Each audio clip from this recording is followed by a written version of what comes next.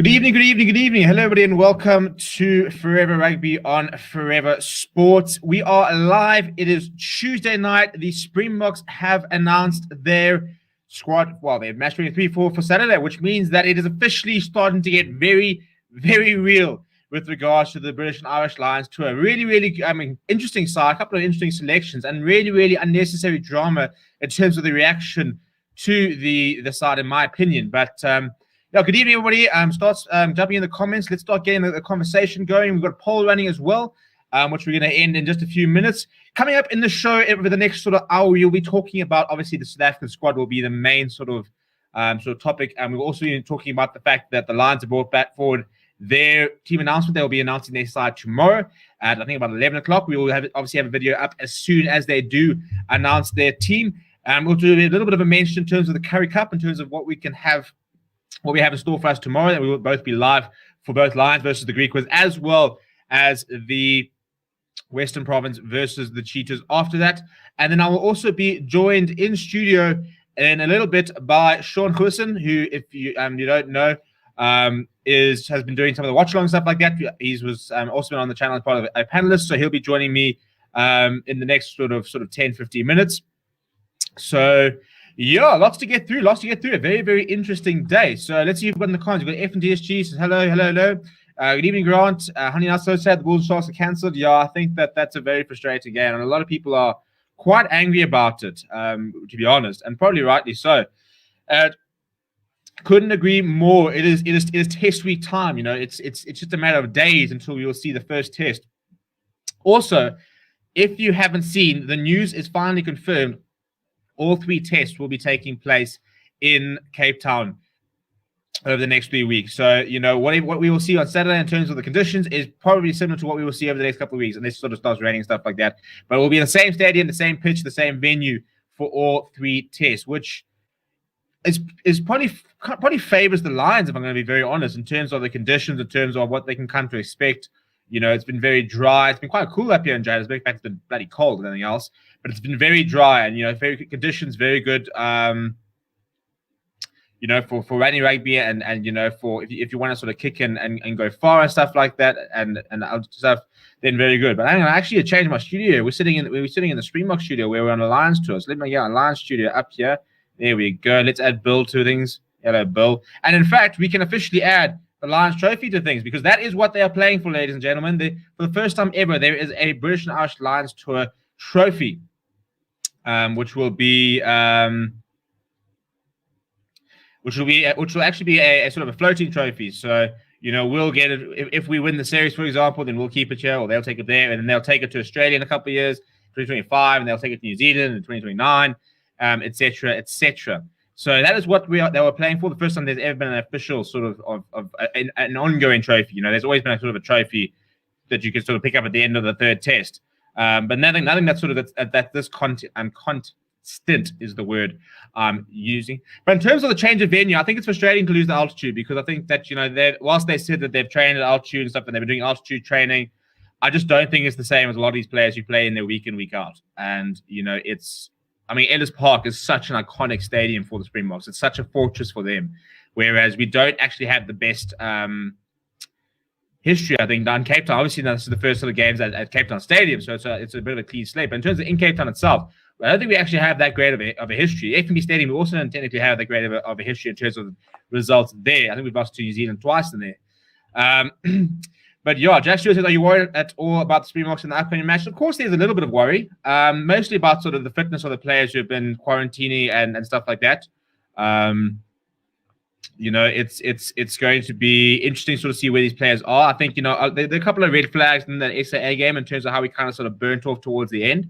So there's definitely a little bit of worry creeping in, and there's a little bit of, I wouldn't say there's a bit of doubt, but what I will say, and something that I think that we need to be quite, and that's what the sort of the title of the video is, I'm just going to move myself to the middle here, is that we need to trust our coaches. You know, I mean, the reason that and something I want to talk about a lot is the backlash that we've seen about the team that has been named. And I think it's really unfair that a coaching team took our Boks from losing record losses in Wellington to making them world champions, and yet we still feel that we know better. We still feel that we can doubt what they're saying. We are still questioning the credentials of some of the players. And I think there are some players who are under a little bit of pressure, but it's always going to be the case. I don't think you ever run onto a game with a 15 where everyone's going happy, happy, happy, no pressure. He's been playing, but he's all in form. Remember the talk about Villarreal, during the World Cup, the fact that people were sort of doubting if he was on form and should we, be worried about him. And I thought he played really well in the final, So it's never going to be a case that all your players are going to be playing their best ever rugby at the same time. That's just the reality.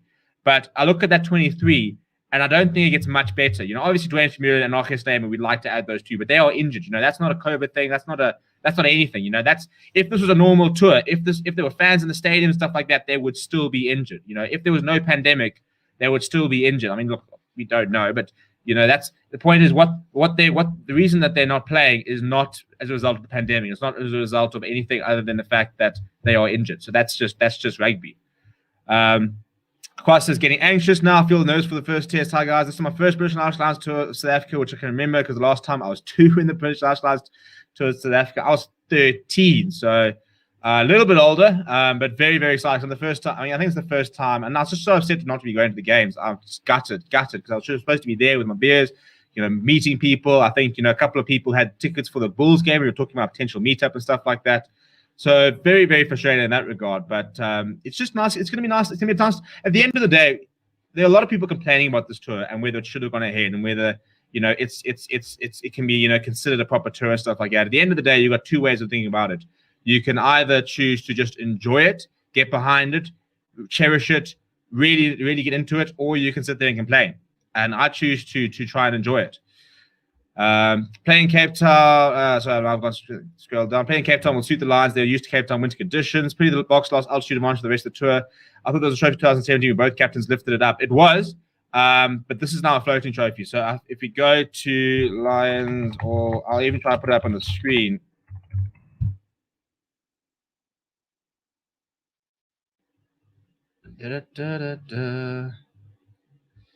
So this is what they lifted back in 2017.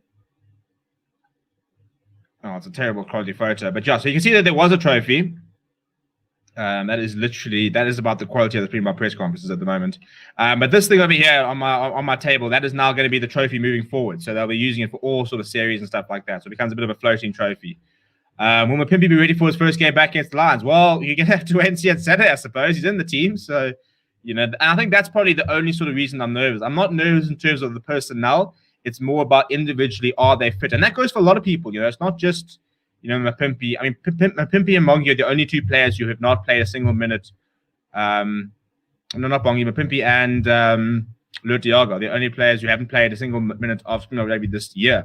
So they're probably the ones with the biggest question marks, but they're world-class players. Mapimpi looked so good when he came back for the Sharks. So thoughts on the 5-3 split? I think it's been necessitated, to be honest. I think that, and that's what Jacques Nienaber said. If you watch the press conference, which is up on the channel, he said that as much as these players have been training and they've been cleared and they've gone through the protocols and stuff like that, they don't know what you'll never know what condition they're in until they get onto the field. Andre Pollard has not played a lot of rugby in the last 9 months.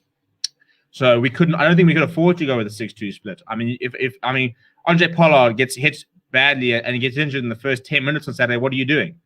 Playing France at number 10 for the entire game. It's not ideal. Or Damien Willemse in the case we've got. So I think that the 5-3 split's right. I think that a lot of the Elton Yankees haters are out and about, but I think that, I think it's the right decision. I think that if I look at the bench, it's a powerful, powerful bench. We'll put the team up in the moment. It's just such a good bench. And I think that there are players that can come off that bench that can win games. I think it's a pack which will come on and impose themselves.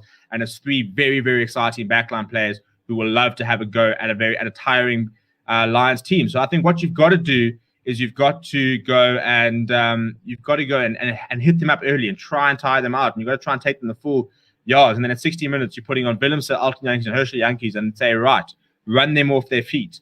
I think that's probably going to be the sort of attitude. I don't think we're going to be able to play. Put it this way, with Herschel Yankees, Alton Yankees, and Damien Willemse. If Damien Willemse comes on full back, for example, they'll probably come in inside center. But they're not the most tactical of players in terms of tactical kicking and technical awareness and stuff like that.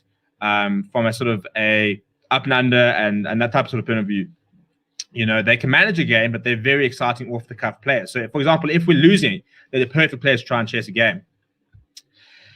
If the Lions are looking to play expansive rugby in Cape Town with the weather at the moment, they will not work. A bit of a stride will work. Yeah, well, that's the interesting thing, I suppose. If it's wet, and how much of what we've seen so far will be the actual game plan on the day, or will it be, have what they've been doing sort of foreshadow and maybe sort of a switch in tactics, and when they suddenly play against the Box. I completely agree with Chesney. The 5-3 split is basically, for me, at least based on uncertainty about fitness, not being able to show off players. And that's the thing. We don't know how fit Andre Pollard is. We don't know how fit Siya Kolisi is. We don't know how fit Lou Diagi is. So that's why I think Reynold Elstad makes the bench, because he's a very good utility player. He can play on both sides of the scrum and in lock. He covers a lot of positions. So Lou Diagi walks into the field and gets injured. And Evan Ethel Mostert are struggling. You can also put Reynold Elstad at lock, for example. So I think it's a bench which provides a lot of options. Damian Willemse can cover inside center, fullback, and number 10. Alton Yankees can cover 10. Herschel Yankees covers 9, but Pollard can cover 12 if needs to be. So it'll be interesting to see what substitutions actually will be. And I mean, Jacques Dienebar basically said that everybody in the starting and everybody comes off the bench has got a specific role to fill, and the starting lineup will be on until they can't fill those roles. And it doesn't mean they're necessarily playing badly, but maybe Kwagga Smith's there to try and win it at the breakdown, and maybe they're not. Maybe they're committing so many players to the breakdowns, it's impossible to compete. So they're thinking, right, well, then we actually have to put on maybe Reynold Elstad to be a bit more physical in terms of on defense, stuff like that. So it's just small changes like that.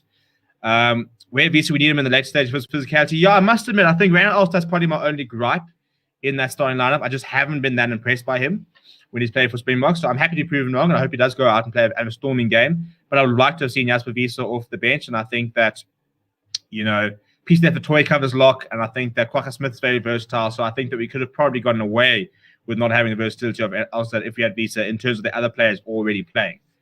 Jack Stewart said, I lost it now. There's far too many comments here. You guys are all out here. Jack Stewart said, I thought while watching the last 20 minutes of the SA game, they were playing very well, considering they had a scrum, half at wing, and centre at 8, which is very motivating. Graham says, just wish we could have had some clouds here. Can't understand why we can't let 10,000 fans in a safe environment. Yeah, I think it's the one thing that we'll probably miss the most is the fans. This is a very strong box squad. For me, saying will be perfect. Will perfect the team. Yeah, it's one of those things. I mean, it's just like having, I suppose he's back now, Alan Jones. But if it wasn't going to be Alan Jones, I mean, maybe you'd be saying, oh well, if we had Alan Jones, that'd be a bit nicer. Not quite the same, as obviously Dwayne Fabien is huge, but. Surprised they never experimented with Colby at fullback or even Flaw if it needs be. We actually did play fullback when Billy LaRue went off last time, so I think there is that option. Randall said the people who are complaining are people that don't watch it. You can't get better than the squad except maybe Elstad. As I said, I think that's probably the only sort of question mark I've got. And even then, it's you can understand the thinking behind them. I see this tour no difference to those controversial Springbok tours in the 80s. Very good. Wow. It's a bit more inclusive, isn't it? Chesney's played fullback for the Box, but came in as 23. Why is our squad named first? Now the Lions will know our squad before we know theirs. Well, they're actually announcing theirs tomorrow. So, and to be honest, a lot of people are saying that apparently they reckon it was a show of confidence, for us to go and say, this is our team. If you want to tweak yours, tweak away. But we're confident to name us on a Monday or on a Tuesday, where we were supposed to be naming on Wednesday. So. It's very interesting that they went with that. So I'm interested to see what the Lions team look. Apparently, the Lions team was being told to the actual team themselves this afternoon. So I don't think they would have changed too much. But I don't know. I don't really know what the thinking is there. Side answer, the bench is still pretty strong. Talent forwards and very attacking backs. I wonder whether the coach think we may be chasing the game in the second half. Definitely the bench to get it done. 100%. If we're down 5 or 10 points, 60 minutes, then I don't think we could get better off the bench in terms of players we need to chase a game with those backs. Herschel Yankees very quick at the breakdown. We'll find a half gap in anything. Alton Yankees are perfect. If you want to keep ball in hand and have a go, Alton Yankees are perfect sort of player to do that. Damian Willemse as well, a bit of creativity. I mean, you put Damian Willemse and you keep Andre Pollard on, for example, even if people like Billy LaRue on the wing, for example, maybe at the Spencer Michaels on the Pimpy, you might not have the pace, but in terms of creativity or players you can make things happen, it becomes very, very strong. I'm not super confident in kind of after the SA game. You know what? I mean, I think I was probably the same, sort of saying it was quite worrying. But at the end of the day, we also can't just judge him on one game. I mean, Trevor Nyakane is a fantastic operator. He was playing really, really good rugby for the Bulls. And I think that if we look back at 2019, he would have been on the bench for that final. I definitely think he was probably. I mean, if you look at the rugby he was playing in that year, 2019, he probably would have been on the bench for the. You know, when Vincent Koch came on, it probably would have been Trevor Nyakane coming off the bench. And I think he probably could have had the same sort of effect. He was scrumming really well. So, you know, I'm a little bit worried about him, but I also think that, you know, recency bias can creep into things, you know, and one bad game does not a prop make. So I think he's got a lot to prove. I think he's under pressure. I think Oxen Chair's also got quite a big job. But I also think that it's very, very smart to be able to bring on your players in the second half, which you know are very solid scrummagers.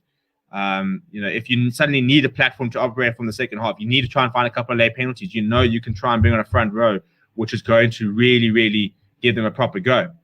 So I quite like it. I think Malcolm Marx, Bongi, I mean, they're pretty interchangeable. I think Bongi is nice to have accuracy at the beginning, and then you bring on the impact of Malcolm Marx, which is fantastic. Albion Staff says, "Openly soccer went ahead in Europe in the middle of the pandemic. Did they complain up there?" No, not really. Why is Visa not selected? I wish they played Loftus. I choose to enjoy the series, not complain even if we lose. It's not the end of the world. 100%. Did you see the players that left, and what is your thoughts on the events? Yeah, we'll go through that as well. We'll go that towards the end of the day, and end of the show. We'll sort of talk about some of the players and what it kind of means in terms of their BOK careers. They should have played on the dry, fast pitches of Kimberley. Oh, could you imagine playing? I mean, imagine the Lions if you said, right, we're playing at Tafellager Park. Oh, my goodness. Alpatrach just says, as Emil, does SA have the best 15 in the world? Obviously, swapping the front rows on the bench. I really think SA has best 15. Oh, definitely up there. Definitely up there. We're world champions for a reason. Sorry, need this tournament to go ahead. They don't have a lot of money in the Lions to generate a lot. Sorry. There's no option for it not to go ahead at the end of the day. Albert van Lingen says, "Oh, yeah, but not even the Greek was like playing in Kimberley. I think the second test will revert back to a 6-2 split." Well, I suppose it comes down to the fitness, really, of some of the players, and if these players can get through it. And it also depends on who they've got to bring on. You know, I mean, for me, I mean, if you're not bringing on, if you're bringing, for example, let's say you're bringing on Marvin Ori, Lloyd Diaga, and Jasper Wiese, is that the same as bringing on Archie Snyman? I'm just going to talk about Archie Snyman, you know. Is the bomb squad effect the same if you're bringing on like a Marvin Ori or versus Archie Snyman? You know, not to say Marvin Ori's not a bad player, but I think it doesn't quite have the X factor that Archie Snyman had. He's got a bit of an offload game. He's a very good ball carrier. He's sometimes quite exciting, you know. So I think that also sort of plays a part. I think it also sort of depends on the impact the bench has, you know. I mean, if Alton and Herschel come on and have a stormer together towards the end of the game, then why would you mess with a winning combination? So, yeah. Damon Villas has clearly taken France Dane's place in the bench. Yeah, I think so as well. I think he's been too good to leave out. And I think that France Dane's had a very good run. He's very reliable. But I do think that Damon Villas has done nothing to make himself droppable. Bestowing the world. Ultra, good evening. Good evening, Renwar. Best 23 in the world. I think Willemse deserves France players 100%. Herschel covers wing too. Apparently he does. Is France staying injured? I still firm over to Damien. I don't think he is injured. I think that they're just rewarding Damien for how good he's off the bench. Oxenchair thrown too deep, and he's a good player, but I honestly think this could backfire. Well, it's only one of two ways, isn't it? Come with the man. They should have played Visa 8 and Kwaka 20. This would say best 15 yet. Bench probably slightly short, give them another. Chesson says, I really believe Willemse has been silently throwing himself off the bench, and one should look at the World Cup. That being said, I don't like the refs, to be honest. Yeah, referee's going to be a big one. Trevor Scrummage has not been the same since the injury at the World Cup. Well, we'll see this weekend. I would love to see Lone Ox. I've got a feeling Vimsa will be the France Day well if you go for 6-2 split.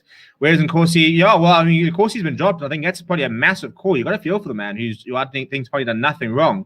So I think that I probably would have gone with Nkosi this weekend and said to my pimpy, just give us a week of making sure that you're fit. I mean, unless they've seen something really good at training, I think that dropping Spear and Corsi is quite a big call. The biggest problem we have not replacing Francois Lowe. I'm worried about the Lions bench. Well, you know, I mean, I think that Quentin Smith could have been sort of the Francois Lowe type of player off the bench. We're building great bet now to get some depth at 10, maybe get Quirson back in the mix. I wouldn't get Quirson back yet. I think he's played one game at 10 in the last 2 years. So if Quirson goes and plays a really good Currie Cup and looks good in the United Rugby Championship, then maybe we can look at him at the end of the year. But I think it's too. We can't just put a player in after one big game. You know. Should play the final test at Newlands. I think Newlands is I mean, interested to see what happens with the Stormers now with the Western Province, where they're going to play their games. I'll be the safest. His name is a beast. We miss him, and Dwebe is really good and shouldn't be forgotten. Now, I think he's third choice. He's been kept in the squad, so I don't think it's too much of an issue. Now I question myself. Did Rusty told Trevor to come in the SA game to make Gatlin think a bit? I don't think so. I think he's having a bad game. Cooper says, yeah, I feel bad for him. Of course, you're not making it. Ultra shooters to bring on Lewis and Archie is like the old base bringing on another white clock of Metallic, 100%. The only way Williams can be dropped now is if he starts taking kicks at goal. Yeah, there's more than a drop too. I think that we've gone with players that we know can look. Let's be honest. I think with the speed at which the British and Irish Lions are playing, I think it would have been a risk to have played Morné Steyn this weekend. I think he looked solid enough, all right enough last week Wednesday. But I think test match intensity, we don't quite know what we're going to see, and so I think that bringing somebody like Alton Young, who's played. He's been with the Boks for longer in the last couple of years, understands probably the setup a little bit better, and we know sort of plays this sort of intensity week in, week out. There aren't going to be questions about it sort of intensity. I thought as I said, I'm getting a lot of abuse for saying he played well on Saturday, but I thought that he was one of the better players. Showed up good physicality as well. So they're backing it. So I'm keen to see sort of. I suppose Morné Steyn's a safe option off the bench. Good goal kicker, solid tactician, but. As I said, I think with the bench we've picked, I think we're looking to chase the game. So I think that I think that it's definitely a backline. It's definitely substitutions that are coming on that are going to try and change the game, turn it on its head. Add a lot of impetus to it. Same with Khaleesi with Mpimpi for the first game and coming straight into the squad. Well, at least Khaleesi played the full 8 against Georgia. Mpimpi didn't even play that, so he really is coming out of the bat. In Rusty we trust. Well, that's the whole point. I think that's the thing of the video. So it's sorry, I'm busy sorting out Sean, who I think I'll sent him the wrong link.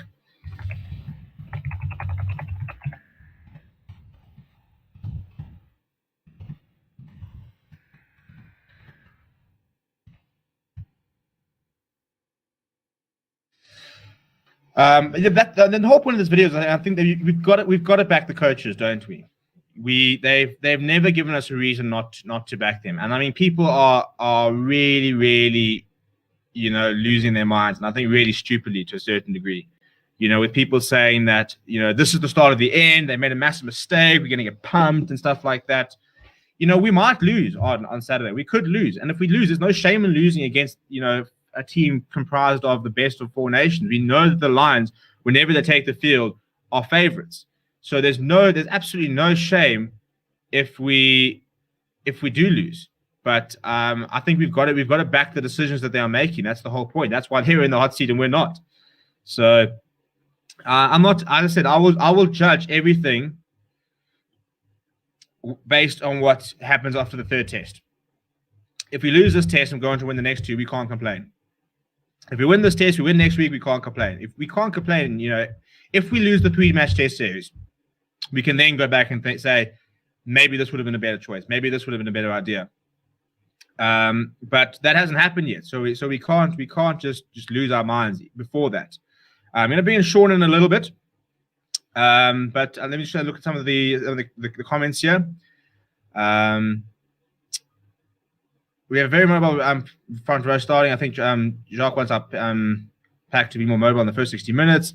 Trying not to David Villas, the defense is solid, but his high tackles don't need the Lions to kick with a good number 10. Well, listen, if you're gonna nail David Villas for high tackles, there's a certain number 12 who I reckon we'll probably see tomorrow that should also be watching out.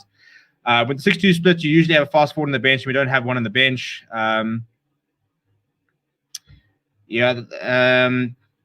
Dan DeBria had a bad trip to SA, got COVID and no shot. Yeah, I felt for him, and they were saying that they pretty much said that he was going to be involved either on the weekend or last week. But it's tough luck, I suppose, at the end of the day, The fact that he was involved means he's on the radar. He'll know that. I thought Rassi said he was stepping away and leaving it all to Jacques. No, so it was never going to be a case of him stepping away. He was always going to be involved. But I think Jacques calls...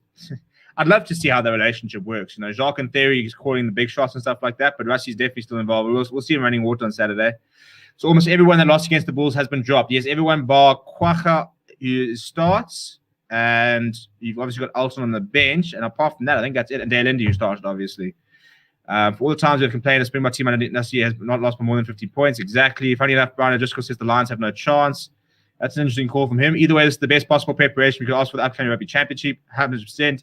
And then Grant Swart says, I think the best thing for the Boks will be to lose the first game. It'll galvanise the Boks. I think there's positives no matter where we go in terms of the first game. If we lose the first game, it as I said, it hopefully galvanizes us. If we win the first game, that's massive momentum and puts all the pressure on them.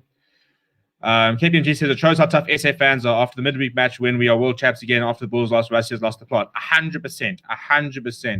And not any further ado, I'm going to put my headphones on so I can actually hear what good old Shauna's got to say. There we go. And without any further ado, we'll bring it up. Shauna, you well? Evening, Steve. I am, yeah. Thank you for having me on again. We got the box shirt out and everything. 100%, yeah. I mean, is that box shirt older than you by any chance? A few decades older, yeah. Definitely, yeah. This is a 70s one, I think. Yes, it's quite before my time, yeah. That's lekker. Well, I mean, you see that they've got a special edition one for the Lions tour, a nice long sleeve, similar thing, retailing at just 1,200 rand. Yeah, I saw that actually. I saw the 900 rand one. I think that might be the short sleeve one, but that's you have to pay an extra 400 rand if you want to have sleeves. That's unbelievable the price of jerseys and stuff like that. But yeah, so we've pretty much having a chat. I mean, the chat's all been talking about the team and stuff this week. How surprised were you, and which selections stood out for you when we had the announcement this morning? Definitely the front row, without question. I watched the announcement on Blitz, and it came up quite late. So for some reason, the broadcast was a bit delayed. So I just caught the back line and then the bench. And I saw Kitsoff and Malherba on the bench, and I just thought, flipping, what's going on here? But yeah, again, and the title that you've gone with this video, Steve, is really apt, I think, because these guys, Rassie and Ninaba, have proven, how good they are, and their tactical knowledge is just incredible. So who am I to doubt them? I'm just a fan. But for me, a bit worrying with Nyakane. I mean, recently, obviously, his work at the scrums hasn't been all that good. I heard you guys talking about it recently. And also, Ox, it's going to be a huge challenge for him. I mean, he's probably going to be facing Furlong, and that's going to be massive. So it just depends what Rassie and Ninaba want. If that final 30 minutes, Kitsoff and Malherba can deliver, then, that maybe that'll work in our favor. I mean, I think that, I mean, for Ox and Chet for a second test to go, as you say, probably dropping against Taylor Furlong, who's been immense for a long time. It's a huge ask. But I think, and what we were saying earlier is just, if we are chasing the game for whatever reason, if we start, and I suppose, in the SAA game, we did sort of fade off towards the end. So I suppose if you're chasing a game, there are a lot worse players you could bring on, the likes of Malcolm Marx, Kitsoff, Frans Malherba, Lua Diaga. Reynald Alstad, I'm a little bit on the fence with Reynald Alstad. I've yet to really been that sort of blown away by him in a Bok jersey.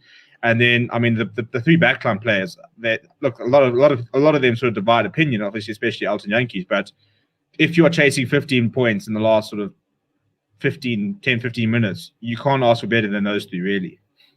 Yeah, I think Yankees and Herschel as well, because I thought Reinach was going to start ahead of Herschel.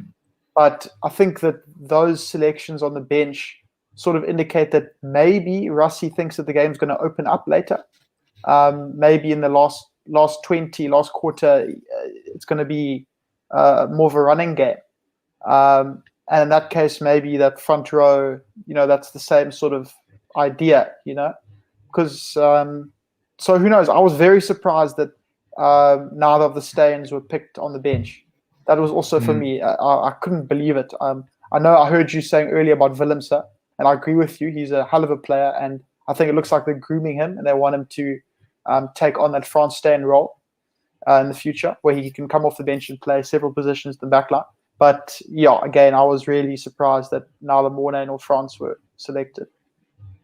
I know, it's strange that they, I mean, even in a Reynald Elstad, not the most experienced player. Look, I mean, Jasper Wiese is your other option, but it's interesting if they haven't. I mean, they haven't gone with the safe picks. I'll put it that way. I think the safe picks would have been, a Reynach, a Mornestein, and a Franstein. Players who've been there, done that, and have done the job. But I mean, I quite like the fact that they're saying, no, you know what? If at the end of the day, if we think these players are the players, we're going to back them no matter how young they are. I mean, you think, Damian Williams is what, I think like 23 now. Yoshi Yankees is still he's my age, yeah. Well, I was interviewing a player earlier who's 3 years my junior and busy breaking out. It makes me feel very old. But yeah, I think it's big calls, and I think it probably goes one of two ways, doesn't it? I mean, if those three come off the bench and really change the game, you kind of have to pick with them for next week. But if it doesn't work, I suppose it's very easy then to go back and say, right, Mornay, France, and Kobus, you guys, or else if you go to a 6-2 and you go with Kobus and France. So, just a quick one there for Dorian. For Dorian, this is definitely not a nice jersey. If anything, it's a Dani Gerber jersey. Definitely not. I wouldn't call it a nice one. But anyway, carry on, Steve. It's about as clean as Nasser's jerseys were allegedly back in the day. Doesn't get worn all that much in quarantine, in lockdown. Yeah, well, I put my Bok jersey on. I went, geez, I went to an extra large last time. I have to go and look at another one. It was a bit of a rough lockdown there, but yeah. See, so a shirt like that, it's a safe bet. I didn't get myself a nice big old jersey, which nice and warm as well. But what you were saying there earlier, I think that this test is going to be a big indicator for obviously for the next test, obviously, but even more so because of all this, all the players that were struck down by COVID and that were in lockdown and quarantining and that. I think this first test is going to be really close. Yeah, I think I suppose that's what people are sort of saying. They're saying because one of the first comments was am I worried? And I think that I look at that 23 and in any sort of normal circumstances, I would look, and even now I look at that 23 and think, I don't think, obviously there's injuries, so I don't count the injuries, but I don't think it gets much better than that 23. I don't think we bring in, obviously bring in Dwayne, bring in Archia, but I don't think you cannot say, and I think people have been, and I mean, it's like, the entire backline of one World Cup. I don't think you look at that 23 and think that there are so many more players that come in and make us stronger. So the question though remains, how is Bongi? How is Makazolo? How is Khaleesi looking? And how is Pollard? I mean, funny enough, Pollard is one of my biggest worries because he looked very good. He looked fine against Georgia, but he just hasn't played a lot of rugby in the last 6 months. And I think Jacques Nienaber was quite honest. He pretty much said that the fact that they don't know that Pollard's that fit is why they've gone with the 4-3. And then it's a huge backing for Alton Yankees. And it's interesting, because he's a player which gets a lot of abuse and a lot of people don't like. But Rassie Erasmus has backed him quite from the beginning. He even said that when Pollard was a little bit of a doubt for the World Cup when he was struggling with a few injuries, and he came out and said, no, our second choice is Alton. He's been the best number 10, after Pollard in the country. So, I mean, I suppose from a player management point of view, you've got to think that all those players feel like they're definitely. I mean, even like Kwagga Smith, everybody's saying he's too small. How important do you think that player management is for those coaches saying, listen, you don't give a toss what the guys say on Facebook. We know you bringing this. You're in the squad for a good reason. We're going to back you, and we're not just going to back you in a press conference and then never play you. We're going to back you genuinely on the field. Yeah. These coaches have been honest and upfront with the media and everyone, which is obviously really refreshing. When I was growing up, there were some book coaches. I remember in the media, and there were mixed messages. And when I used to read the news, it was like no one knew what was going on.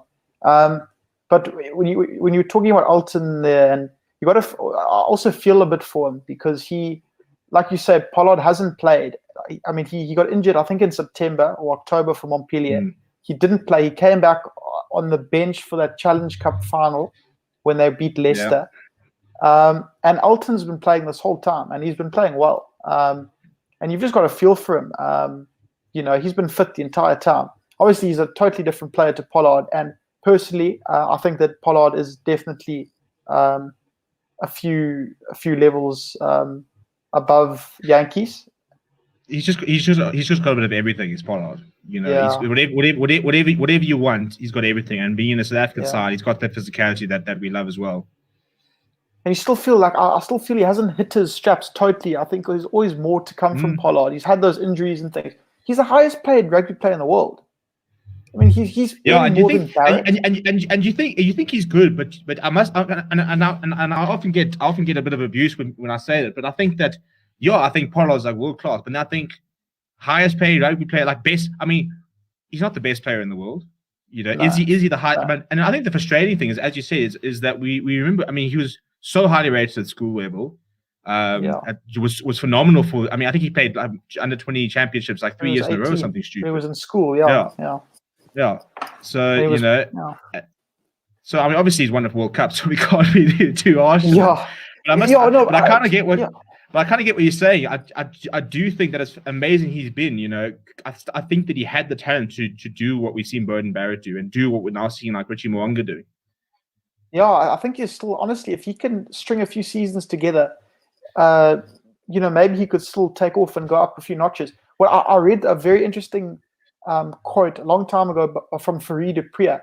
I can't remember where it was from or whatever, but Farid Priya said that he didn't think that Pollard should go to France because he thought that the game there was too slow and it wouldn't improve Pollard. So that was quite interesting for me. So, and I mean, he's been there for a few years. Obviously, he's been injured, but we're still waiting for him. I still think there's more to come from him. But yeah. Well, I mean, we talked about his injuries this season, and the reason why I'm a little bit apprehensive, not about his quality, but about his fitness, is he played 7 out of 33 games for Montpellier, and he played 354 minutes. I mean, he played 354 minutes for Montpellier, whereas as Alton Yankees, who's technically our second choice, I mean, he went over for a month in the top 14 and managed to get himself 186 minutes, almost half the amount of minutes just then. But, across the entire season, he's played over 1,000 minutes since we've come back from after lockdown. So, but I think there is, I mean, as I said, I saw a lot of the comments. I don't think there's a worry about his quality. I think there's just a worry that if he breaks down, we don't want to be up the creek without a paddle. And I think France staying, if you've gone with a 6-2 split, France staying at flower half for 70 minutes is not something that excites me. It's a bit of a worry. And I thought that he had a chance in that Georgia game. I kind of wonder, do you think that Georgia game maybe slightly put him out of selection with the way that I thought he carried the ball a lot, but maybe sort of struggled a little bit, and then Willemse came on in the exact same game and suddenly looked like a whole different player. Yeah, he was definitely off the pace, I think, in that Georgia test. It wasn't what I expected. Like you say, there were a few errors. Obviously, the Cheetahs have been short of game time as well, so he hasn't really been involved too much. But maybe. And also the way Willemse has come off the bench and just taken to that inside center role. I mean, that is playing like a beast. Seriously, that guy. I wasn't sure about. I mean, he was a fly half, then he was a fullback, and now he's coming on center. But he's talented enough to make that impact. That impact off the bench. And it looks. I was in the press conference with John Dobson on Friday last week, where he was quite quick to say that the first time that he played at was actually in the Currie Cup final for the province.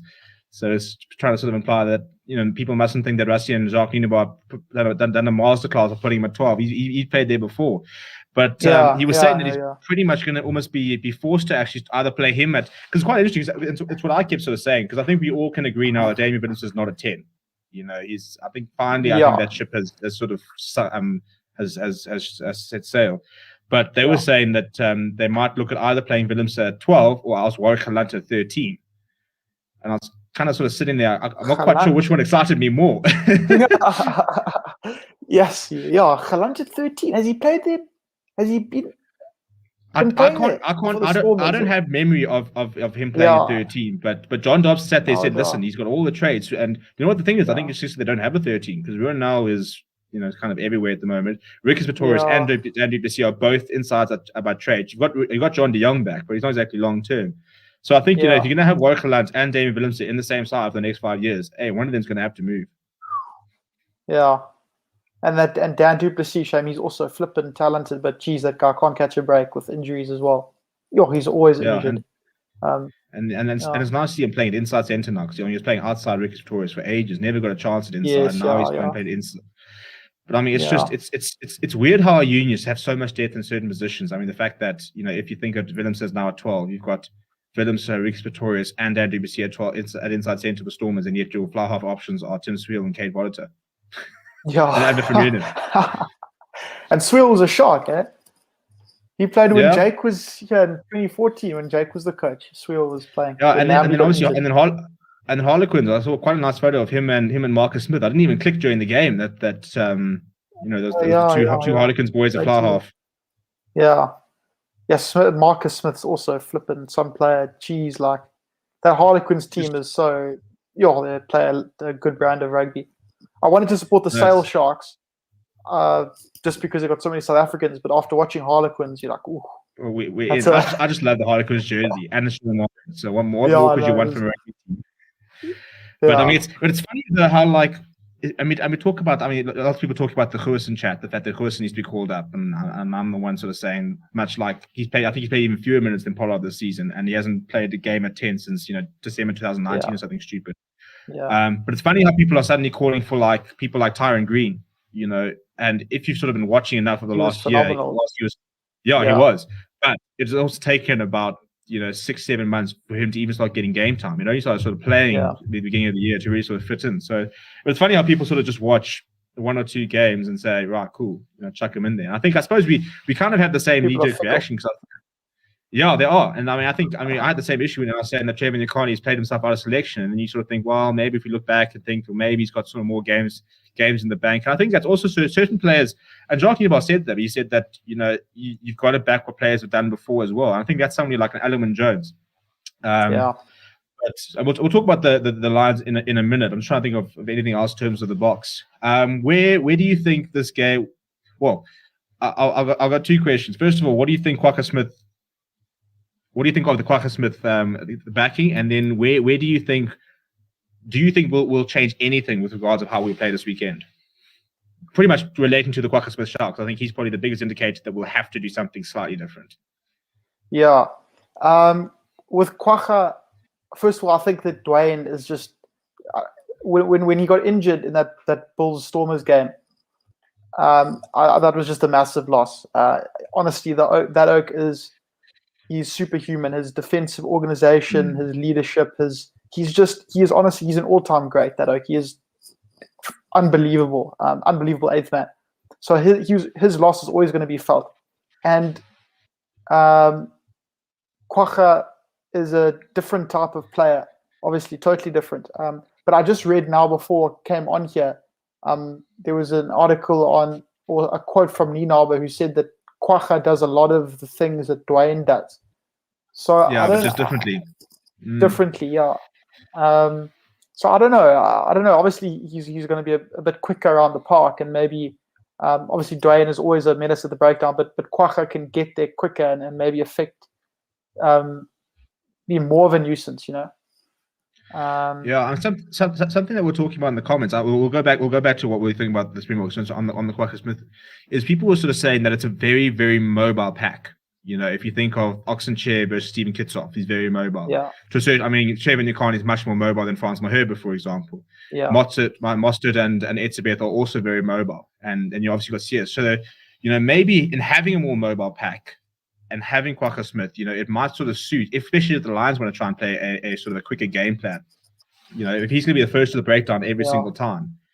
Because I just think of that Barbarians game, where I think people sort of sat there saying you can't play 15s, and then you had that man of the match against the All Blacks of the Barbarians, where the Barbarians obviously play a very different style of rugby, but you kind of saw there like, well, hell, if we can get him to do that for us, that's a big thing. But in terms of game plan, is it kick and chase, or do you think we'll see anything different this weekend? No, I think it's definitely going to be kick and chase. Pollard, who was it in the media this week? Pollard said it's the beautiful style of rugby or something, and Dan Biggar agreed with him or something. I don't know. Yeah, Dan Biggar said he said you guys might say it's boring, but I think if it means we can win a World Cup, we'll all play it like that. Yeah, there we go. Yeah, no, I definitely think that it's going to be much of the same. But so much depends on that scrum. So, that first scrum is going to be something else because Furlong is such a good scrummager, and I don't know who they're going to pick. I don't know if they're going to go with Mako for the experience, or if they're going to go for Wyn Jones at number 1, or if Cowan Dickey starting, or what, But yeah, I personally would go Wyn Jones. Yeah, I also think so at the moment. I think Mako's a decent look. I think Mako's been quite good coming off the bench, weird enough, because I really think that he's. I mean, if you look at him, I don't think he's a player that shoots coming off the bench. It doesn't help that he looks about 50, but yeah, he does. But also, I mean, Tad Furlong's just huge. Yeah, and his scrummaging is also. But in terms of I think the set piece in general, also if you think of the line out, because De Jager isn't there, Mostert is also good, but from what I understand, De Jager is even he's a proper line out kingpin, So that's also going to be he's about 7'10". Yeah, and if Alan Wynne starts, then he could give them some trouble there as well.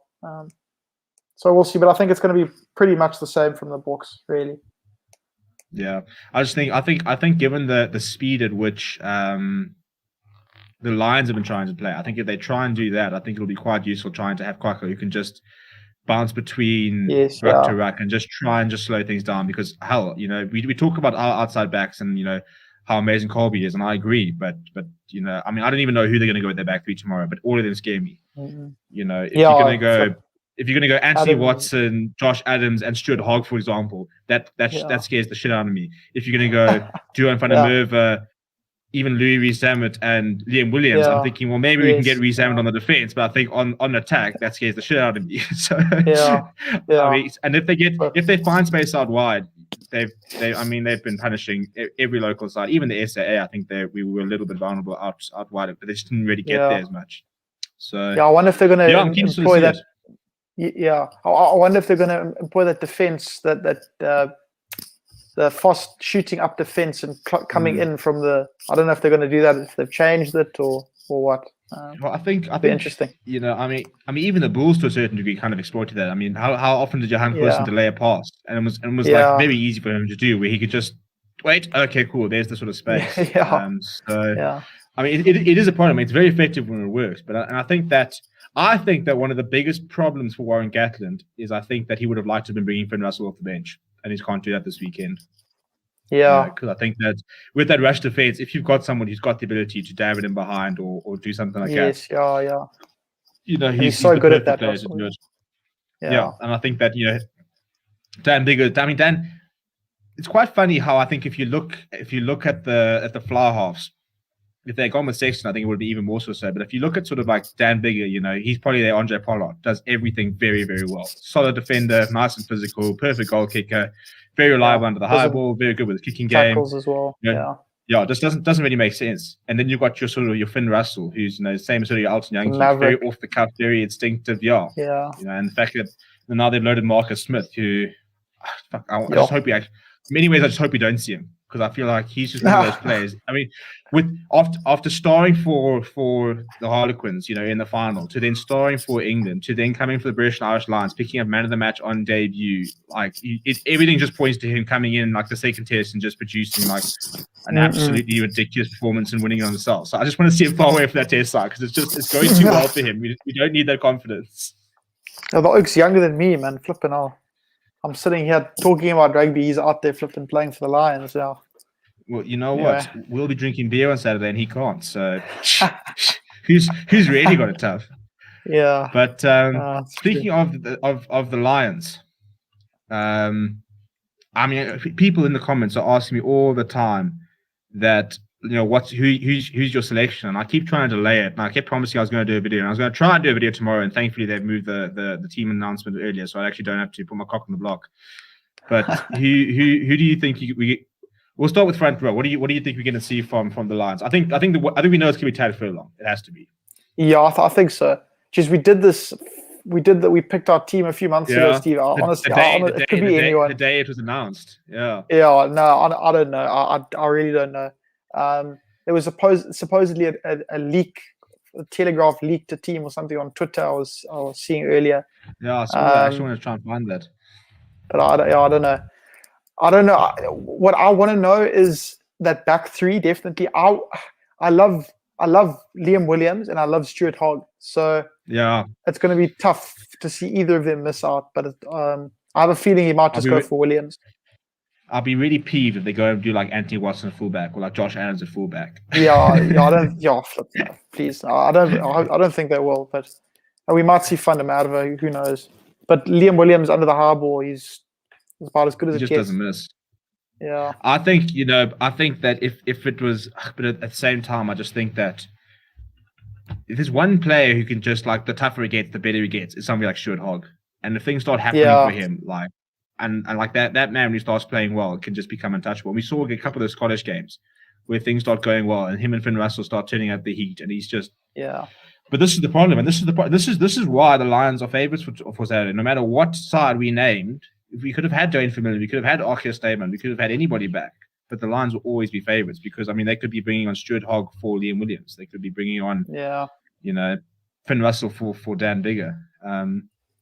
But I think I'm trying to think of who the big sort of calls will be for who would you be your Lions number 8? I think that's probably been a position which I think I saw a league team which I think had Curry at 8, which for me was quite a weird call given the fact that they haven't done this. So but I don't know.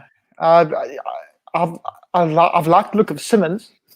That looks a flipping colossus. He's just flipping running rampant.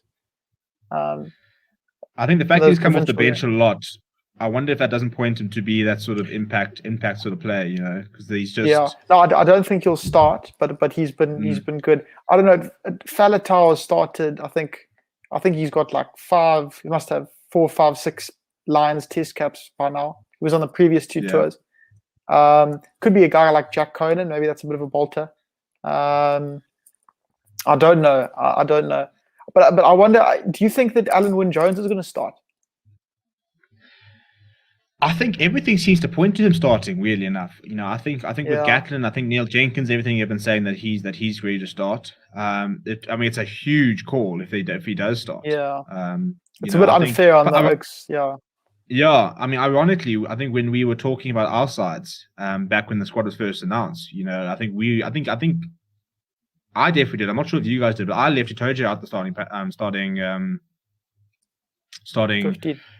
Based on his Six Nations, because he wasn't particularly good. But Itoje has been absolutely massive. But the same as Ian Henderson. I think at this stage, I probably would. I reckon Johnny Hill's probably sitting last in the Pecky list, which is harsh because he's not been bad. But I think Adam Beard's been fantastic for what he wasn't supposed to be on the tour. Especially on Saturday, he was good. Yeah. I think. You know what the problem is? I just don't think Alan Wynne-Jones really works as a off the bench. I don't think he brings much off the bench, apart from a calm head in the latter stages. Yeah, so definitely. In that regard, I think that they pretty much said he was going to be involved as long as he's fit. In which case, I think he does start. Which means they probably go him and Itoje, and bring Henderson off the bench would be my guess. But there's also Courtney Laws, which we haven't seen much of. He could be a blindside as well. You never know. Yeah, you could go like a 6-2 split of, like, for example, you could have Josh Navidi starting, and you could do a 6-2. You could do a 6-2 split with like Courtney Laws, Tariq Byrne, and like Sam Simmons. And they all cover a lot, and you've got lock cover there. You've got both sides of the flank and 8th man. I don't think they would, but we had them exciting if they didn't go that great. You mentioned Byrne. He's been terrific. I think he's going to probably start at blindside. Now that I think about it, he's been so good. I think Byrne. Yeah, and it's just, as I said. Josh Navidi was one of the nominated player of the tournaments for Six Nations. He wasn't even on the tour originally. I think that kind of shows you the depth. Look, I think he probably should have been. But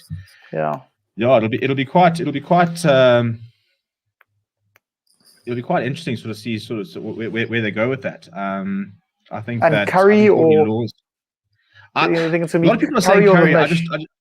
I just don't see how you can drop the Mish. I don't. I know Curry's been fantastic, but he's so good. Six Nations player of the tournament. Curry's looked really good every single time he's played. But Hamish Watson, I think he topped his tackle stats again on Saturday. He was man of the match against the Lions. Whenever he's played, he's looked tremendous. I think it's so toss They're up. so unbelievable together. Yeah. Yeah. But you can't play both of them. But geez, both of them have been brilliant though. Curry on Saturday was awesome. Yeah, but and then but I suppose if you don't play one of them, you've got to have one of them on the bench, and then suddenly what happens to Sam Simmons? So it's yes, I know. They were saying that apparently they reckon their coaches meeting was unbelievably long, but you can understand why. Yes, no, definitely flip. It's but I think the pack. I mean the hookers. I mean even the hookers, for example. I mean I think Lukai and Dickey's been sensational. I think Ken Owens is he's been good. Such a solid option. Jamie George as captain looked really good. I think that's what Warren Gatland was saying is that I don't think he said himself, and I don't know if it's a case of our opponents haven't been as good, but he was saying that he's never been in a case where so many players have played so well, across all the tests. And I think that's fair. I mean, I struggle to think of a player who's been bad, for the Lions. I mean, I don't know if there's anybody that jumps to mind. I think that Owen Farrell has sort of blown hot and cold. Yeah. Obviously, I don't think Henshaw's played a lot, and when he did play, I don't think he was that impressive. A lot of people are backing Chris Harris to start this weekend. Yes, which is quite an interesting shot. I put him in my team when they announced it because I liked him at outside. But do you think we'll see him, or do you think we're going to see Elliot Daly? Geez, I don't know, because Daly's been playing really well as well, and he was obviously a bolter for the actual to be in the party altogether. I don't know. I think maybe it depends. It depends on the whole composition of the backline. I think Bigger will probably start at 10. And then it depends who you've got at 12 then. Are you going to have Farrell who can kick, or Henshaw? Because I think that Daly has got a boot on him as well. And he's also, he's got a big skill set, and Harris is solid, hardworking player, and he's a very good defender. So I think it just depends who else he selects at 10, and then 12. And also another guy. A lot of people have been saying that Connor Murray hasn't been performing so well. So I wonder then. People are saying Ali Price is going to start, and personally, I wouldn't have seen that coming. but I mean, he deserves it. He's one that I think sort of played his way. I don't think he would have been in the conversation, but I think that he as you said, he's been playing very well. So we'll come to the comments in a moment. Ken, thank you so much for the super chat. Really, really appreciate that. So we'll chat about this. Who do you think will win the scrum battle? Well, as I think we said, the fact that the first scrum is going to be monumental. I think the problem is it's just not one. It's not just one scrum battle. I think we've got a first 15-minute scrum battle and then a final half an hour scrum battle. And I think that we can't make that. I suppose it's difficult to make the call with the box thing. But got to back the box. Yeah. Got to back the box. Do you know what it is? Trevor's going to come I've kind of got to. I mean, if there's one outrageous sort of call, I reckon that Trevor comes good on Saturday and has a big game. I think he's a player that come with the hour, come with the man type thing. I think Oxenchair. Look, at the end of the day, if Oxenchair gets steamrolled by Taylor Furlong, I'm not even going to shout it. I'm going to say, mate, you know what? Fair enough. Yeah. It's like when Colby does somebody out on the wing, and you can't really shout at it. You're like, sorry, dude. It's Colby. It's fine. We understand. But I do like to see Bongi back. He's the best scrummaging hooker. Yeah, definitely. Yeah, he's just a set piece hooker. He's very good at scrum time, solid at the lineouts, and then you got Malcolm Marks, who. What is I think Skisby was saying? We wanted to deploy him at 8th man. Yeah, that was an interesting one. Yeah, do a bit of Scott Brits and cover flank and hooker. Trying to look through the comments. The Rugby Guru, Rugby. I'll get in touch with you after the show. Definitely. And then there's a good spot, good call here. I think probably the worst Reliance player has probably been Xander Ferguson. I think he's probably been the only player who, when he's come on, I haven't particularly impressed with. A bit disappointing. He scored a try on the weekend, but I haven't actually thought much about him now. I think that fact that you I suppose that's it. The players you forget about are the players that haven't impressed you so far. So for me, it's Xander Ferguson. It's but that's pretty much it, really. I don't know. I would have forgotten. A lot of people were saying a lot of people are saying they reckon that the height could be an issue. I know people are sort of over-analyzing this, but people are saying that, and I'll actually look at this because I want to see how many it's true. So Oxen Chair stands at 173. Trevor stands, people are saying that they reckon that the height is better aligned with the other ones. Trevor Nikane is at 178, and then you got Bongi Manambi, who stands at 175. So yeah, within 5 centimeters of each other. We then got Malcolm Marks coming off the bench, who's built like a fridge, who stands at 189. My God, he's my size. In fact, he's a centimeter shorter. I'll claim it. Then Kitsov is 183, and then France Malherbe is 1.9 as well. So I mean, a lot of people are saying that they reckon that's it, that it's a combo, and they reckon that they're going with that one. I mean, do you think that plays it up? Look, Bongi Manambi said not a chance. He said I suppose we're asking the wrong people. Yeah, we need our front rowers on the channel. Yeah, he's Skisby. Yeah, he reckons he's a flank these days, but we'll be the judge of that. If Lakanya was on, he'd be able to answer that as a former tight head. But I suppose that's an alternative take. I mean, I don't know if it's a case of we're trying to sort of look too deep into things, but that does seem on paper to line up. Look, I'm not too worried about I think it's quite nice having the backer coming out. I mean, France Malherbe is my hero with running on with the whole keg around his waist and scrummaging people. Yes. So yeah, and that's also what we also suppose don't know is you actually don't know how fit France Malherbe is. You know, I mean, I was saying that some people have been sort of symptomless, like Andre Paul was saying that he didn't have any symptoms, no issues there. And some people apparently have been quite bad and affected. I mean, I don't think any of them too bad, but some of them have obviously had some symptoms and stuff like that. So yeah, interesting times. So before I let you go, a whole bunch of players have been let go of the squad. Yes, and I think I put it on our group. So we can talk about a couple of those. Right. So the players who've been let go. In fact, I'll actually let me be nice to people. Let me make their life easier and our life easier. I'm chuck it in the chat.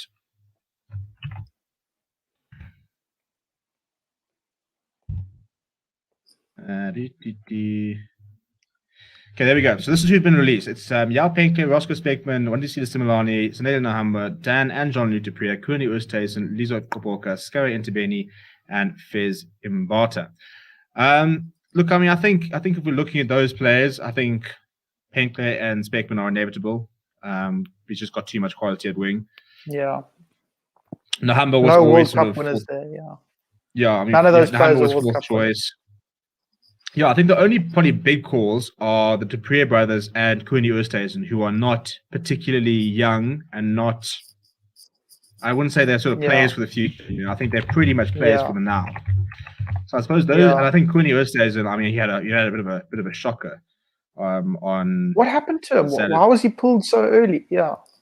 Well, apparently, I think Matthew Pearson commentary was saying that there were 3 loose heads on the bench in the 24 they had, because they had Lizo, Kuni, and Thomas. They were playing Thomas as a loose head. So apparently they reckon that could be why he was pulled after 20 minutes. But I mean, it didn't look good that he came on, lost a scrum penalty, won a scrum penalty, lost a scrum penalty, and then got pulled off. Against and Wilco. Yeah, and Wilco Lowe came into the squad late from the Quins, another Quins player. And I mean, he's now staying with the Boks clearly, and Kuni's the one that's left, and he was there in the initial squad. So who knows? Yeah, obviously he didn't shape up, maybe, or could be a cultural thing. I mean, but we said at the time it was weird how they only picked 2 out-and-out tight heads in Trevor and Malherbe, and then you had your switch props of Thomas and Kuni. Kane is also a switch prop, Yeah, but I mean, these days it's now sort of deemed. I mean, I can't even remember the last time he played. He played Lucid. But it's the problem though, I suppose, with doing that. I mean, I just think how many props have successfully really sort of switched? It never really works for me. We just got to start encouraging players to be tight heads. Yeah. You read so much about former front rowers saying that you shouldn't change, that they're almost two completely different positions. So I don't know why they keep persisting with it. Personally, I thought that Cooney, if he'd stayed at Lucid, he could have been.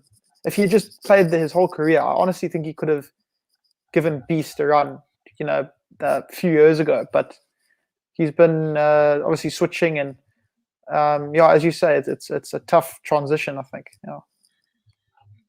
Yeah, as John, sorry, everybody's just too many comments to go through at the moment, so we'll sort of pick out a few. But I love this. And it's literally did, especially Dan. Dan didn't even get in the park. Came here, got COVID, and they released him from the squad. I mean, how's that for? How was your Bok experience? Well, didn't get to wear the jersey. Didn't get to do anything. I sat in Joburg in quarantine. Flew down to Cape Town to join the squad, and on Tuesday they released me. That's rough out, that's a actually a very good point. I didn't even think about that. Poor chap. But I mean, in terms of those players that are released, which players do you think we might see? Maybe not necessarily rugby championship, but which players would you like to see at the end of the year tour if you want to try and blood a few players? Sure. I think the Dupree twins. I think Jean-Luc particularly can offer some value. I mean, the Oak is he is a behemoth, and the Springboks. I mean, have you seen that Oak? I mean, honestly, and for the Springboks to have that sort of firepower in the squad. I mean, even if it's off the bench, that's and he can offload now. It's weird to have let those two grow because those two are such. Yeah. I mean, your Dan Dupree is 1.96, 112 kgs. Jean-Luc Dupree 1.94, 113 kgs. That's the build of a Springbok loose forward. Yeah. So I think them, and then maybe Yao Penke. Maybe, for the future, he's still got time on his side. He can work on a few things, but he's got plenty of time ahead. I think his problem is that I just don't think. I mean, where does he get game time at Sharks now? Yeah, I know. Struan Corsi and Flippin Makazole Mapimpi. So surely he's got to look for a move. Yeah. CC the Lions. CC, get your act in order. CC, get him in. Because and that's the coast. No. Listen, the Eastern Cape can only be your academy for so long.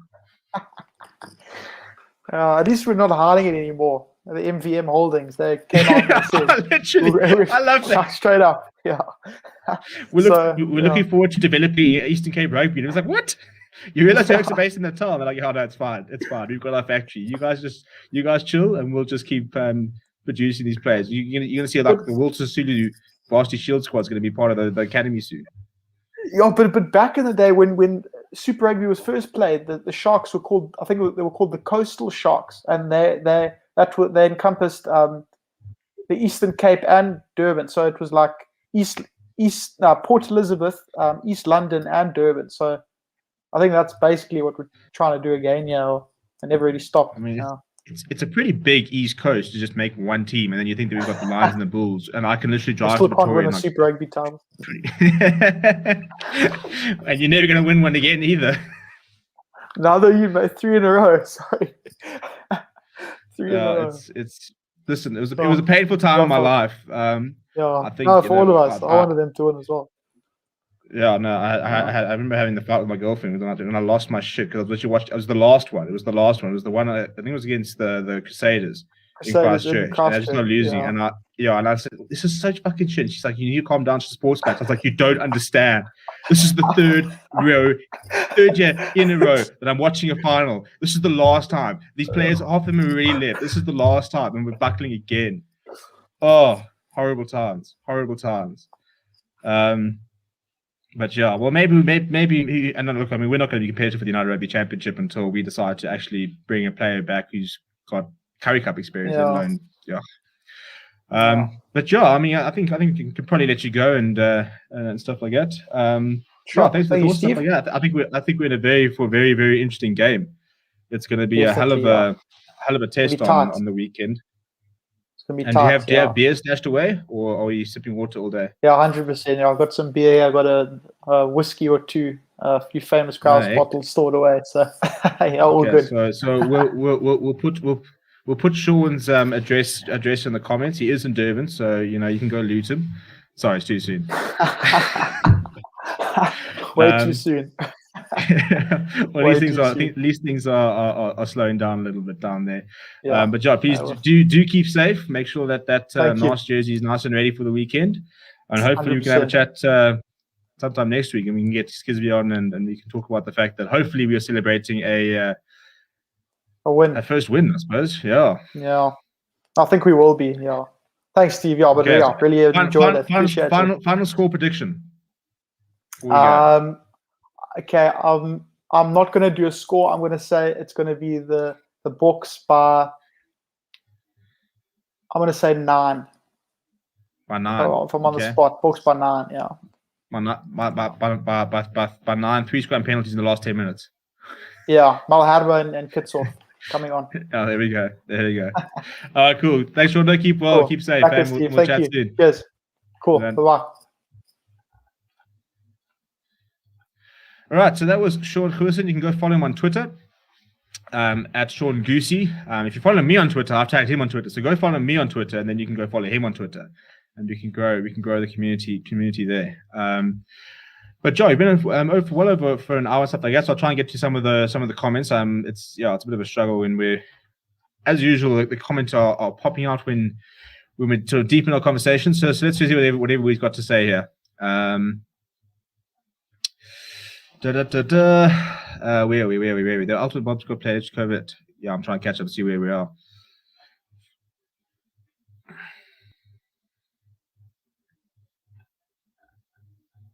Yeah, interesting. I think people talking about so I think it was the Rugby Guru who was talking about players at the end of their tour. Evan Royston, Richardson, Johan Kobbelaar, Jada van der Mesh, Morris Lowe, David Creel. I'm very interested to sort of see what Jada van der Mesh is going to be like when he goes to France, stuff like that. Man, I think he needs to get on the treadmill and do a bit of running. I think it's a very good shot for Edward van der Merwe as well. But I think at the end of the day, I think Albert van Lingen is probably nailed this. I think we are overthinking a lot of everything. We do kind of sort of second guess every decision. I suppose we've also got nothing to do being in lockdown and everything like that. So I'm also thinking that the Boks going to win. I reckon I've got a feeling that that will pull it out. I really think that Trevor's gonna pitch up on Saturday. I think that's my biggest sort of hope, putting on my wish list. But John, let's get final score predictions. I'm gonna finish the poll that we had going. Let's get final score predictions. Who we all backing before we sort of wrap this up? What are we saying? I've seen Jean Dialogue has got 2 scores here, 24-18 and then 32-12. So 32-12 in favor of the Springboks because we are at home. Graham saying, here's some players to bring in at the Boks for experience. Buthelezi, Richardson, Similani, Tyne Green, Evan Roos, Morgan Hamba van der Mesh. Yeah, and Vincent Tuka, when he talks out his citizenship, is also a good one to see as well. Taylor Schmidt says, do you have any concerns about Kwaka at 8? I'm worried about the lack of size. Traditionally, we've always played a big 8. Not really sure if he's opted for more mobility. I think we're going to have to give him a chance there, won't we? He's got him. I think him and Trevor are probably the sort of two under the microscope. And Oxenchair to probably a lesser extent. So let's see. I suppose I think we've all seen them have some fantastic contributions and put in some really important games throughout their career. We just need them to do it for 3 tests in a row. At the end of the day, if Kwaka Smith doesn't go well, I think then we obviously probably default back to Jasper Wiese and a sort of a very similar, bit more of a like player. But I think also we mustn't sort of forget the intelligence that Kwaka Smith has. If you watch Chasing the Sun, we can see how important he is in terms of what he brings, in terms of the way he reads the game. He's very, very vigilant. He's very sort of deceptive in terms of the way he organizes the defense, stuff like that. In terms of sport predictions over here, we've got Greg Amy was saying 22-15 to the Boks by 7 then. Reina Uffman's going 69-0 to the Bokke. Rugby Guru is going Boks by 10. Graham's going Boks by 5. Ultimate Sharpshooter's going 23-16 to the Boks. First time play the Lions on the dark, 6 points to 8. A nice close call there from John Rennell. I'll be the Sappers going 23-11. We're all going Bok win, yeah, enjoy that. Younger players will get a chance. Rassie wants to make an impact. 28-21 for the Boks. Bokke by 15. 28-18. Boks by 7. KPMG saying, I skipped a few here. 22-15. Greg said, remember this well, Greg? Come and put that on the chat in the watch along on Saturday, and we can go back to the end of the game. John Rennell's going 2016. Richard Haddy's going Boks by 12. Carsey saying Lions 17, Boks 21. Depending on discipline, we will win. Box by 8, 18-13, box 18, box by 7 there from LJ Yoster. Rusty can pull it off. No one could. Rusty can't pull it off. No one could. Well, it's Rusty and Jacques. Technically, it's Jacques Nienaber in theory as head coach, but we all know that Rusty Rasmus is putting a lot of strings behind there. Surely Vitor Dupre would have been a better fit. I love Kwaka, but he doesn't have the size. Well, I'm going to give him the chance, give him the benefit of the doubt. Box by 8, 26-21, Deja Vu. Lions by 10, and then will be the last that win. So Grant Swart's going with the Lions win first up. Honestly, I don't think we can really. I think that any sort of result you can sort of spin in a good way. So if we lose, hopefully it galvanizes us, and if there's any team that does well under pressure, it's the Springboks. Here in England they lost the Euros, and now the British are saying it will be a whitewash. Yeah, don't count your chickens before they hash. And Ryan Cheeseman saying box by 2 tries. Well, there we go. Thank you very much, everybody, for another fantastic stream. We will be live tomorrow for the 2 Currie Cup games. Lions versus Griquas at 2:45, and then at 5 o'clock it's the Western Province versus the Cheetahs. No Bulls versus Sharks tomorrow night, unfortunately, which means that we will be live tomorrow night to chat about the British Irish Lions squad, which gets announced tomorrow, which will be quite interesting. Both the teams bringing their announcement forward by a day. So yeah, we'll see you guys tomorrow for both the watch-alongs, and then in the evening as well. We will probably be live on Thursday at some stage as well. But in terms of tomorrow, for all the members that are watching, we did an exclusive interview today with a very, very young and exciting player who's on the rise.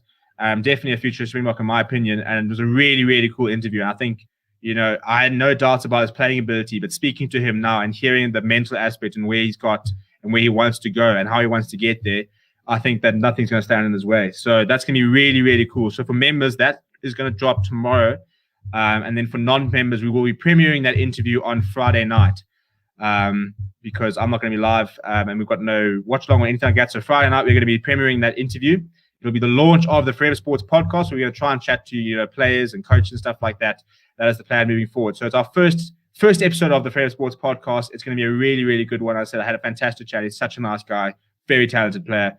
So if you want to see that tomorrow, then you can become a member. The link is pinned in the comments there.